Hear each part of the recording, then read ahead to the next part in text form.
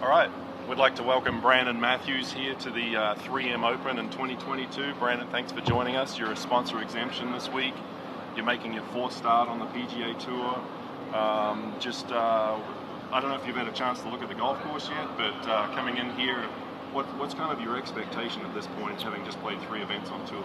Yeah, well, obviously very appreciative of the opportunity from the 3M Open here and everyone that's given me a chance so far. It's going to be great to get some reps under my belt before the start of the season. I have gotten a chance to see the golf course yesterday. It's absolutely fantastic. The condition of it is second to none. And the team here has done a heck of a job with the preparation. So it's going to be very, very exciting to play out here this week, and I look forward to the opportunity. You've had an interesting journey to get to the PGA Tour. You've secured your card via the Korn Ferry Tour this season to be fully exempt next year. But you played in the Latino America Tour for a number of years, and then progressed to the Korn Ferry Tour where you won earlier this year. What's that journey been like, and how challenging has it been, and now how satisfying is it to have secured your tour card for next season? Yeah, I mean, incredibly satisfying. I've worked my way up through the ranks under the PGA Tour umbrella, and it obviously goes to show how many great players there are coming up through the ranks. Harry Higgs is a perfect example of going the same route that I did, and certain examples like that across the board. You can find a lot of them. So, golf is getting more and more talented every year, and I'm excited to be able to finally make the dreams that I've had as a kid kind of come to life here. If we have any questions, so just we'll get Jerry, just a second. We'll get a microphone, and go ahead, Jerry. Thanks. Have you seen enough of the course to know whether there's a place in the bag for the driver, and is that a week-to-week decision for you? Yeah. So driver's definitely gonna be in the bag. Be able to hit it a few times out here. It's a lot of these holes where I am going to hit driver, it sets up really nice for my eye. So, it's going to be nice to hit it a few times this week for sure. Yeah, I mean, I haven't done that in a while. There's been a few where, if I'm going to hit it once over the course of an entire round of golf, I rarely would put that in. I'd put a strong 3-wood in just, to give up that very slight advantage on one hole maybe with driver, where I can get a strong 3-wood up there almost just as close to it. Those are the kind of weeks where I would take driver out of the bag, but I haven't done that in a while. Yeah, just kind of going off of that, just what advantage does it give you when you can put it back in the bag? And obviously kind of goes without saying you're longer than a lot of guys, but just kind of how much are you looking forward to that this week? Yeah, it's going to be great, but also, to that point, it's also an advantage when I can hit a 3-iron, 2-iron, 3-wood, whatever it is, up to the points where some guys are hitting a driver. So, using my length to an advantage in the proper way is kind of how I look at it, where I get my advantage.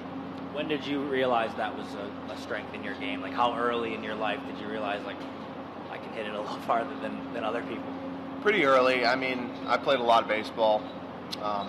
The fast hands kind of grew early, and I was hitting it pretty far when I was 12, 13 years old, so it was pretty early where I realized that. Will your dad be here this week? Unfortunately, not this week. Maybe if we get into contention, I'll get him a flight out here, and we can have some fun on the weekend, but we'll see.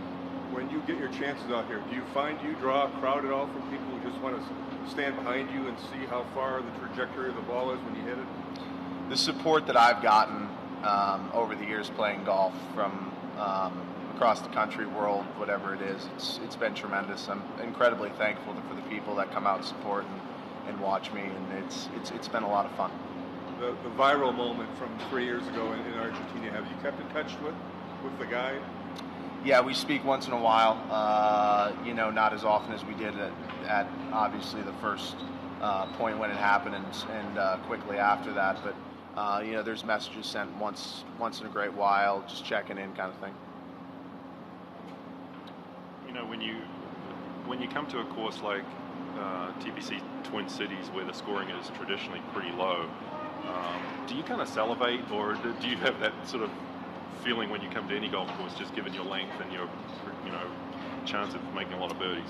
Yeah, I mean, I look at every golf course as a different kind of opportunity, and at the end of the day, if I can go out there and do what I need to do and play golf the way I play golf, no matter what golf course I kind of stand up on, I know that I'm going to be doing all right come Sunday as long as I stick to my game plan and execute. You made the cut at the US Open earlier this year. What was that experience like for you playing at the major championship? It was really cool. Teeing off afternoon on a Saturday in my first major was pretty great. Birdied the first hole. So I was in contention on an afternoon on a Saturday in my first major. So it gave me a lot of confidence. Unfortunately, things kind of didn't go my way from there, and the mental side kind of left a little bit. And doing that in the U.S. Open doesn't really help a lot coming down the stretch. But it was a great experience. Definitely learned a lot from it, and looking forward to playing in many more majors coming up here. What's the winners here? Cam Champ, Matthew Wolff. Does that give you kind of an inkling, a hint of what it's built for and whose game with the long hitters? Yeah, it definitely gives me confidence to see past champions here and who's played well. So, again, excited for the opportunity. Looking forward to competing on this golf course, on a golf course where longer hitters are at a slight advantage. Just finally, I guess, tough question sometimes, but what sort of expectations do you have this week and particularly going forward into next season? Yeah, I mean, I constantly say that if I'm at a golf tournament, I'm not here to make a cut. I'm not here to, slightly contend or finish high. If I wasn't here to win a golf tournament, I need to figure out a different profession. So, I feel like my game is at a point where I can win any given week if a couple things go my way, and getting to that point where I can contend every week is my goal. And if I play well this week, I like my chances of contending and finishing towards the top there. You mentioned Terry Higgs earlier. Is there any player you'd like to model your game after, or any player that you've kind of sought advice going into this week? Yeah, I mean, I'm kind of in that generation where, everyone idolized Tiger. So, I grew up kind of looking at things he did, obviously, and he's an inspiration to, I think, everyone. Especially my generation. So, I've always tried to look at his game and try to pick little things from his game out. The way he carries himself and mentally, kind of, you can just see the look in his eyes when he gets into contention. It's just different. So, looking at that, drawing off of that, trying to find out what he's thinking, the way he kind of goes about his ways is very interesting to me and obviously inspirational. But beyond that, I think I have a very unique set of skills that's a little bit different.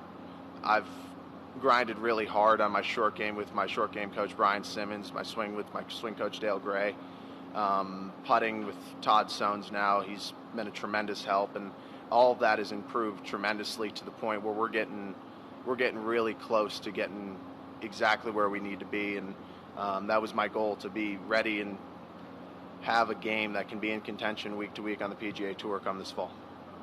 Brandon, just a couple more. Last week I noticed you were 10 under through 3 rounds in Springfield, Illinois, in the Korn Ferry Tour event, but withdrew. What was the reason for that? Was there anything that needs any concern? No concern. I was in the gym in the morning and was looking at the weather, and it was kind of one of those 50-50 things where we really didn't know if we were going to play that day. The storm system was kind of hovering.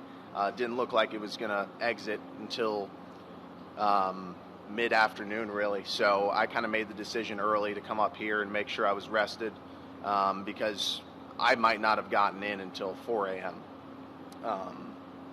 Early Monday morning, and I had to play the ProAm on Monday up here, and the position I was in. Obviously, if I was in contention, I would have stayed, but it was just a position with how low the scores were that week. It was not feasible for me to win that golf tournament. So. And was that decision made specifically, as a sponsor exemption and some of the commitments that sponsor exemptions have in a tournament? Like I believe you maybe did something this morning. Is Is that something to do with it as well? Or? Yeah, but you know, at the end of the day, like I said, if I was in contention, they're going to be very understanding with me staying. But you know, I'm very fortunate to be here this week, and I understand that. The commitments that I have are very easy compared to the opportunity that I have this week. So to come up here and do these little small things, you know, I'm just very fortunate to be here, and I'm more than happy to do everything. And like I said, the position that I was in, I really didn't have a chance to win the golf tournament. If I had a chance to win the golf tournament, I would have stayed, and obviously they would understand that. Appreciate your time and good luck this week. Thank you. Thanks for coming in. Thanks, guys.